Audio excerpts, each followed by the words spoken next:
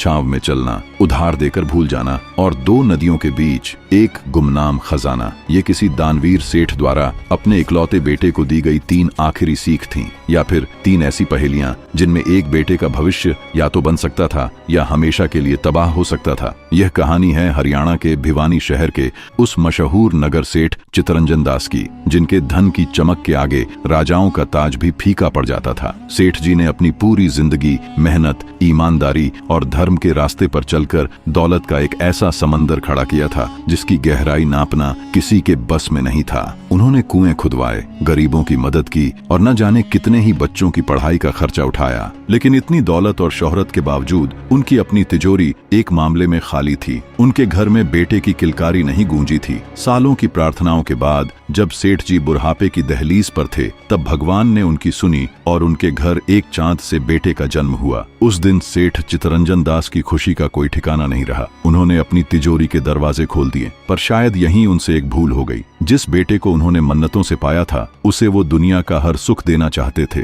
खासकर वो सुख जो उन्होंने खुद अपनी गरीबी में नहीं देखे थे। बेटा बड़ा होता गया, मगर कारोबार की दुनिया से बिल्कुल अनजान। सेठ जी उसे लाड प्यार में बड़ा होते देखते, और जब उनकी पत्नी कहती, अजय सुनते हो, लड़के को कारोबार भी तो सिखाओ, आपकी गद्दी कौन संभालेगा? अरे भाग्यवान, बनिए का बेटा व्यापार माँ के पेट से सीख कर आता है, उसे सिखाने की जरूरत नहीं। बेटा जब 14-15 साल का हुआ तो सेठ जी ने पोते का मुंह देखने की चाह में उसकी शादी कर दी। अब तो लड़का पूरी तरह से महफिलों और रास रंग में डूब गया। उसे न तो मेहनत की कीमत पता थी और न ही धन की। और फिर जैसा कि अक्सर होता है, वक्त ने अपनी चाल चली। एक दिन सेठ जी को दिल का दौरा पड़ा। बड़े बड़े राजवैद्य आए, पंडितों ने पूजा पाठ करवाए, लेकिन सेठ जी समझ चुके थे कि उनका आखिरी समय आ गया है। बिस्तर पर लेटे हुए उनकी नजर अपने उस भोले बेटे पर पड़ी जो दुनिया के छल कपट से बिल्कुल अनजान खड़ा था। सेठ के मन में एक गहरा पछतावा उठा। मैंने इसे दौलत तो दी, पर अक्ल देना भूल गया। उन्होंने सोचा, अब कुछ करने का समय नहीं था। अपनी आखिरी सांसें गिनते हुए सेठ ने कांपते हाथों से बेटे को पास बुलाया और कहा, बेटा, मेरे पास ज्यादा वक्त नहीं है। मेरी 3 बातें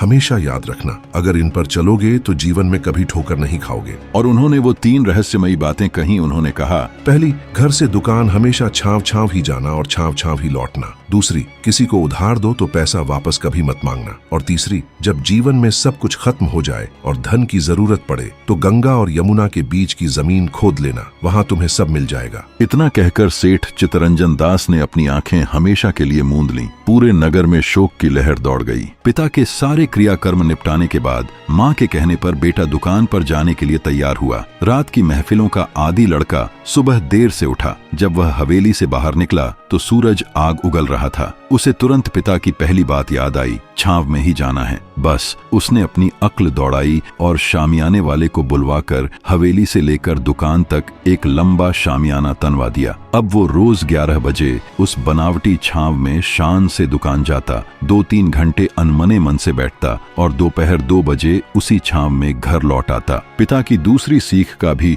उसने पूरा पालन किया। उधार देकर वापस मत मांगना। दुकान के चालाक मुनीम और नौकरों ने सेठ के बेटे की इस मूर्खता को तुरंत पहचान लिया। वे अपने ही लोगों को ग्राहक बनाकर भेजते जो लाखों का माल उधार लेते और फिर कभी नहीं लौटते। अगर कोई ईमानदार नौकर उसे समझाने की कोशिश करता तो सेठ का बेटा उसे डांट कर भगा देता। नतीजा वही हुआ जो होना था। कुछ ही महीनों में व्यापार चौपट हो गया। घर में जो जमा पूंजी थी वो उसकी महफिलों और शामियानों की भेंट चढ़ गई। जिस हवेली में कभी धन बरसता था, आज वहां फाके की नौबत आ गई थी। अब उस हताश और कंगाल हो चुके लड़के को पिता की तीसरी और आखिरी बात याद आई। गंगा यमुना के बीच खुदाई करना, पर गंगा और यमुना के बीच तो हजारों मील का फासला है, वो कहाँ खोदे? उसकी माँ ने उसे सेठ जी के एक पुराने और विश्वास पात्र मुनीम जी के पास भेजा जो अब गांव में रहते थे। लड़के ने बूढ़े मुनीम के पैरों में गिरकर अपनी पूरी कहानी सुनाई और रोते हुए बोला, मुनीम जी, शायद पिताजी का दिमाग आखिरी समय में खराब हो गया था जो मुझे ऐसी उल्टी सीख दे गए। बूढ़े मुनीम ने एक गहरी सांस ली और मुस्कुराकर बोले,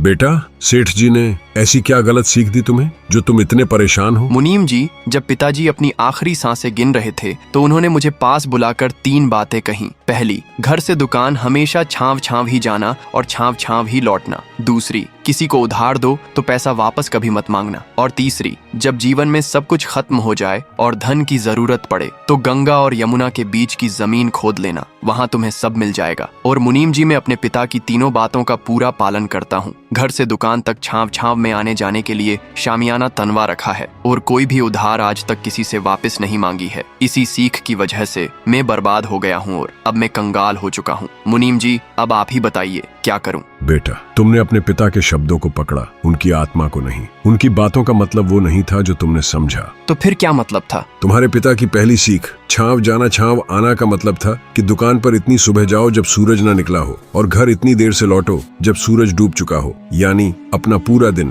पूरी मेहनत अपने काम को दो। उनकी दूसरी सीख उधार देकर वापस मत मांगना का अर्थ था कि किसी को भी बिना कुछ गिरवी रखे उधार मत दो। अगर कोई 100 रुपए का उधार ले तो उससे 125 रुपए की कीमती चीज रहन रख लो ताकि तुम्हें पैसा मांगना ही न पड़े, वो खुद अपना सामान छुड़ाने पैसा लेकर आए। और रही बात तीसरी सीख की, चलो तुम्हारे घर, इसका रहस्य मैं तुम्हें वहीं समझाता हूँ। मुनीम जी उसे लेकर घर आए और सीधा गौशाला में गए। वहाँ गाय बांधने के 2 खूंटे गड़े थे। उन्होंने उन खूंटों की ओर इशारा करके कहा, तुम्हारे पिता की 2 सबसे प्रिय गायें थीं। उन्होंने प्यार से एक का नाम गंगा और दूसरी का यमुना रखा था। वे हमेशा इन्हीं 2 खूंटों से बंधती थीं। तुम्हारे पिता का मतलब था इन दोनों के बीच की जमीन खोदो। बेटे ने कांपते हाथों से जब उस जगह खुदाई की तो उसका फावड़ा एक कलश से टकराया। उसने जब उसे बाहर निकाला तो उसकी आंखें चौंधिया गईं। वो कलश हीरे जवाहरात और सोने की मोहरों से लबालब भरा हुआ था। आज सेठ के बेटे को अपने पिता की बुद्धिमानी का असली मतलब समझ आया था। उसने उस धन से फिर से व्यापार खड़ा किया। अब वो सूरज निकलने से पहले दुकान पहुंचता